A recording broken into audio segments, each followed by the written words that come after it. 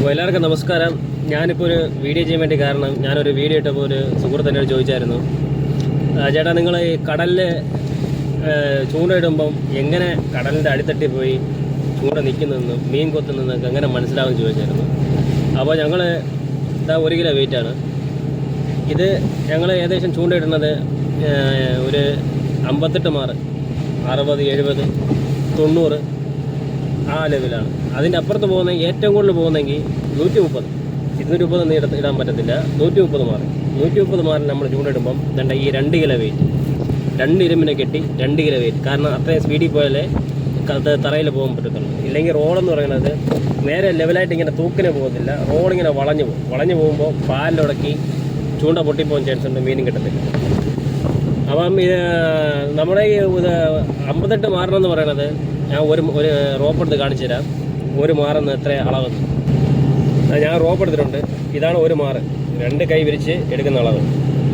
ഇതിൻ്റെ 1 മാറാണ് എടുത്തിട്ടുണ്ട്. ഈ 1 മാറെന്ന് പറയണത് എൻ്റെ ഹൈറ്റ് എത്രയെന്ന് കാണിച്ചു തരാം.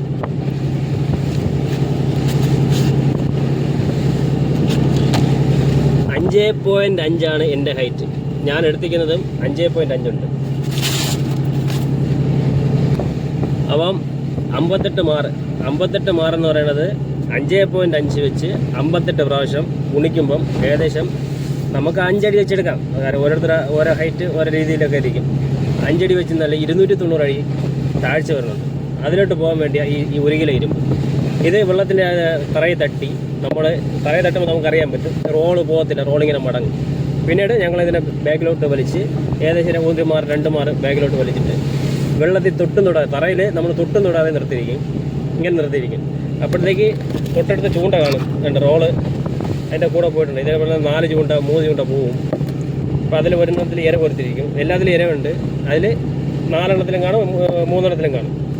ഇര വന്ന് നമ്മൾ ഫിഷ് ടാങ്കിലൊക്കെ കാണും പോലെ ഈ തീറ്റ ഇട്ട് കൊടുക്കുമ്പോൾ ഇര എങ്ങനെ മീനെടുക്കും അതേ കണക്ക് പട്ടയെന്ന് വന്ന് അടിക്കും.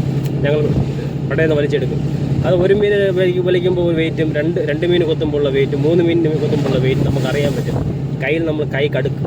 അത് നമ്മൾ വലിച്ചെടുക്കുമ്പോൾ ഇവർ പറയണമെന്ന് പറഞ്ഞാൽ നമ്മുടെ മീൻ വലിച്ചെടുക്കുമ്പോൾ കൈ വേദനിക്കണം. 2 ഷോൾഡറും വേദനിച്ചാൽ തന്നെ നമുക്ക് 3 മീൻ 4 മീൻ ഉണ്ടെന്ന് നമുക്ക് മനസ്സിലാക്കാൻ പറ്റും. അല്ലെങ്കിൽ ചെറിയ മീൻ എന്നേ മനസ്സിലാക്കും. കാര്യം ഇത്ര അടി താഴ്ചയിലിട്ട് കയർ വലിച്ചെടുക്കുമ്പോൾ അത്രയും ബുദ്ധിമുട്ടുണ്ട്.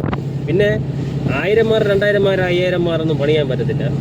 നമ്മൾ മാക്സിമം പോയാൽ ഇത് തന്നെ 130 മാറാണ്. അതായത് നിങ്ങൾ ഗുണിച്ച് നോക്കിയാൽ മതി എത്ര 130 ആകുമ്പോൾ 130 മാറി ഏകദേശം 650 അടി താഴ്ചയിൽ തന്നെ ചൂണ്ടിടാൻ പറ്റും. പിന്നെ ഈ അതിനേക്കാളും അപ്പുറം ചെയ്യുന്നവരൊക്കെ ഉണ്ട്. മട്ടിടുന്ന 200 മാറിലൊക്കെ മട്ടിടുന്നവരൊക്കെ ഉണ്ട്.